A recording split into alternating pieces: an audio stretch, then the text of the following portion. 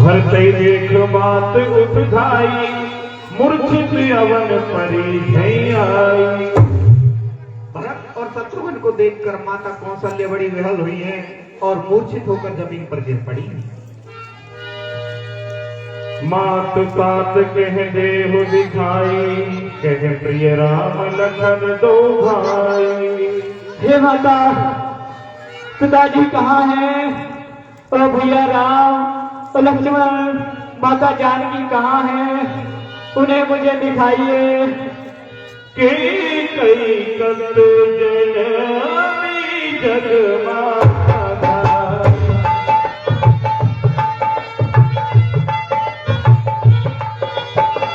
जो जननी भई काहे न बाधा। हे माता, मुझे जन्म देने वाली एक ही क्यों हुई? वो बाजी क्यों नहीं रह गई? कुल कलंक देहि जन मोहि, अप्रियस भाजन प्रिय जन द्रोही। हे माता, कुल के कलंक और अप्रियस के दो जनों को हृदय से मुझे उत्पन्न किया है। को त्रिभुवन मोहि सरिस अभागी, गति असतोर मातु जेहि लागी।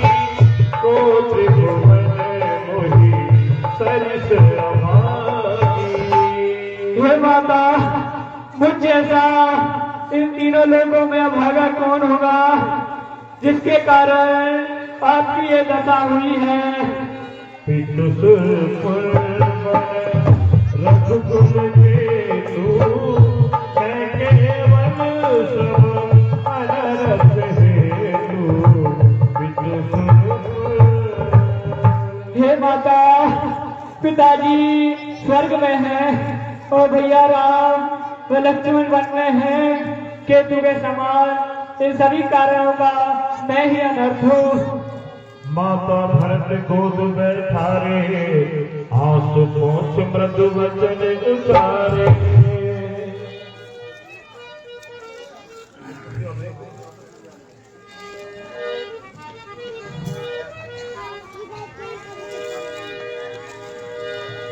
अजहु वस बल धीरज धरहु, कुसुमय समुझ शोक परिहरहु। हे वत्स, बुरा समय जान करके शोक को त्याग दीजिए। काहु ही दोष देहु जनताता, भाव ही सब विधि बाम विधाता। हे पुत्र, किसी को दोष मत दीजिए, विधाता मुझसे सभी प्रकार से विमुख हो गए हैं। जो ऐसे हो दुख मोहि जियावा, अजहु को जो जाने तेहि भावा। जो ऐसे हो दुख। हे वत्स, जो इतने दुख पर भी मुझे जीवित रख रहे हैं, पता नहीं प्रभु को क्या इच्छा है।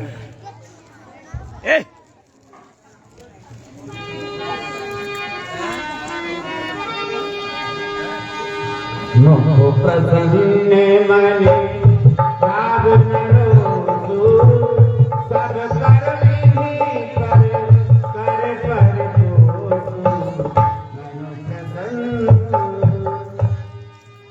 हे वत्स, राम के मन में वनवास जाते वह समय ना शोक था, ना ही किसी प्रकार की ग्लानि थी।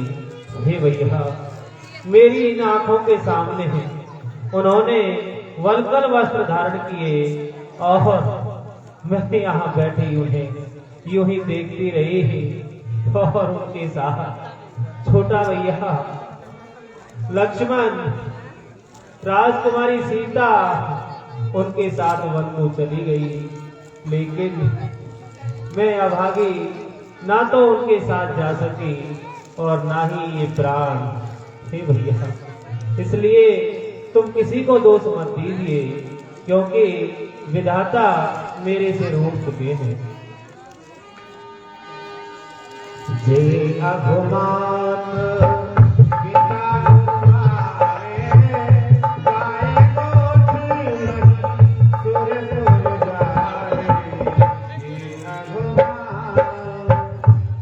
हे माता, जो पाप माता पिता को मारने से होता है वही पाप गौशाला और ब्राह्मणों को जलाने से होता है। जे अघुदिएगा लगु अघुदिए नीत रही पत बाहो दीने जे अघुदिए। हे माता, जो पाप स्त्री और बालक को मारने से होता है वही पाप मित्र और राजा को जहर देने से होता है। ते पातकी मोहर हो विधाता सोए होए मोर अहो विधाता, अगर इसमें मेरा तनिक मत हो तो ये सारे पाप मुझे लग जाएं।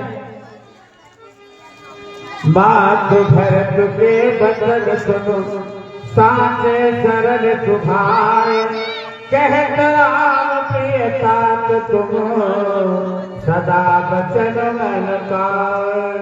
हे वत्स, इस प्रकार से आप बुरे विचार मत रखिए, क्योंकि भगवान राम आपको अत्यंत ही प्रिय हैं और वे भी तुमसे बहुत प्रेम करते हैं।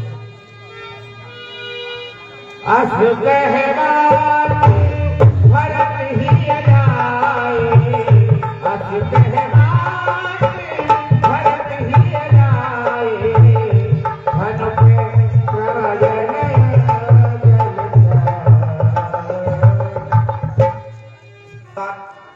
माता कौशल्या ने भरत जी को बार बार गले लगाया है। आंखों से अश्रुओं की धारा बह रही है। वामदेव वशिष्ठ मुनि आए सचिव महाजन सकल बुलाए। तब तो वशिष्ठ जी और वामदेव जी आए हैं और वो भरत जी को कुछ समझाने लगे। गुरुदेव के चरणों में भक्त का प्रणाम स्वीकार हो। आयुष्मान रहो। सात हृदय धीरज धरो करो उठे भरत गुरु बचार सुनो करते हो सब काज सियावर रामदेव। भरत जी धैर्य धारण करो। सुनहु भरत भावी प्रबल बिलख कहे मुनिनाथ हान लाभ जीवन मरण यश अपयश विग्रह। हे भरत जी, अरे छोड़ाओ क्या कहीं बैठे तुम पीछे। आप हृदय में शांति बनाइए। ये हानि लाभ जीवन मरण ये सब विधाता के हाथ होते हैं। तात विचार करहु मन माही सो प्रिय होई तस रख रख नाही। तात विचार। हे भरत जी, राजन विचार करने योग्य नहीं थे। आप धैर्य धारण करो। सोचई विप्र जो वेद विहीना पद निज धर्म विषय लवेना। और एक बात, वो राजा सोचने योग्य होता है जो विषय में लवलीन होता है, इसलिए आप शोक मत कीजिए। सोचिए से कपन भगवानो जो नमत शिव भक्त सुजाओ। और वो वेश्य सोचने योग्य होता है जो धन होते हुए भी कृपण होता है, दान नहीं करता, वो सोचने योग्य होता है। सोचिए शूद्र विप्रमान मुखमान प्रिय ज्ञान भुवानी। और वो सूत्र सोचने योग्य होता है जो ब्राह्मणों का अपमान करे और किसी की नहीं माने और शास्त्रों का ज्ञान दे। सोचहि बोले मत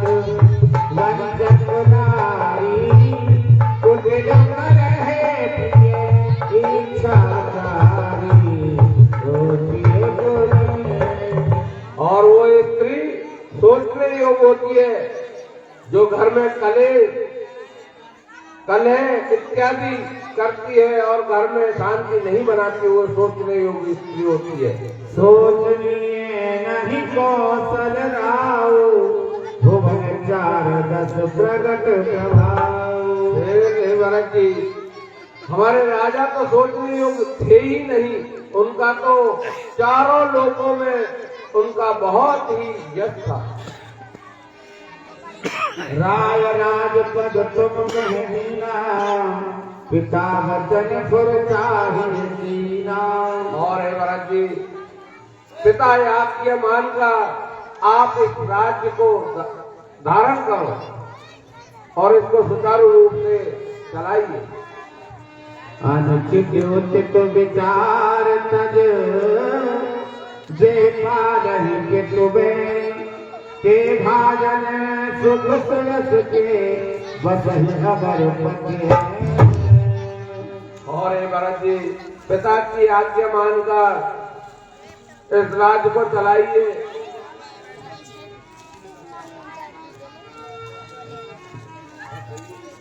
इसी में भलाई है। वेद विदित सम्मत सबही का, यही विद देहि सुपावहि दीना। और वेद और सभी जो प्रजाजन है, उनका सभी का यही मत है कि भरत जी को राज तिलक कर दिया जाए। नहीं गुरुदेव, अवश्य ही आपने उचित उपदेश दिए हैं, लेकिन मैं इस राज्य को नहीं लूंगा। उचित की अनुचित किए विचारो, धर्म जायस पातक भारो। उचित और यदि उचित और अनुचित को देखा जाए तो इसमें धर्म का नाश होता है। पितुर पुरसिय राम बना, करत कहो सुधिराज। यही के जानहु मोर हित, कयापन नगर काज सियावर।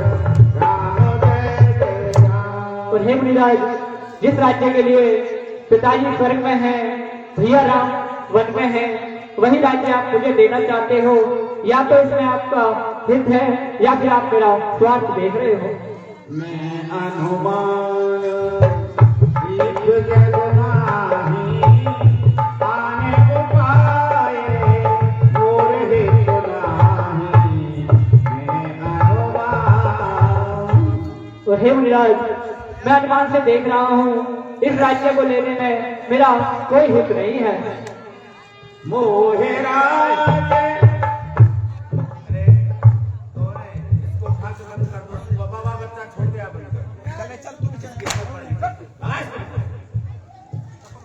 तो सुबह भी आया जब रामलीला चालू हुई, जब तुम कर रहा था तो बंदर से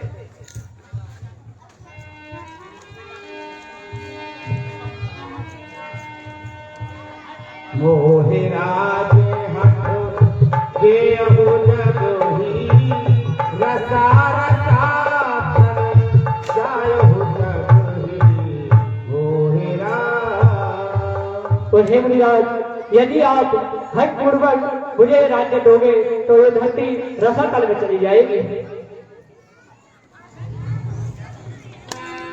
जीवन लाहो लखन भल पावा, सब तज राम चरण मन लावा।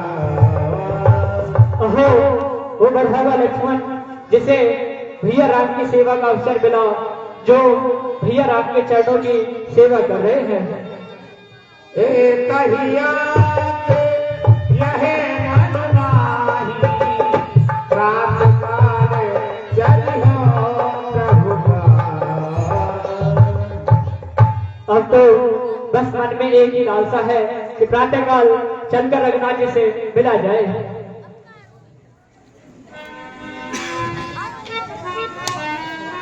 इस प्रकार से भरत जी ने न वशिष्ठ जी की चलने दी और न किसी की चलने दी। वहां अपने पिताजी का संस्कार करके, श्रद्धांजलि अर्पित करके और सब सेवकों को इकट्ठा किया है। हे मंत्रीजन, सभा बुलाई जाए। सौंप नगर सुख देव मन सागर कबहि जनाय। सुमरतिए चरण तव जने भरत जो भाय सियावर राम जय राम। हे मंत्रियों, सेवकों को बुलाइए और इस अवध को सौंप करके प्रभु श्री राम को लेवाने चलिए। उचित मत महाराज जी।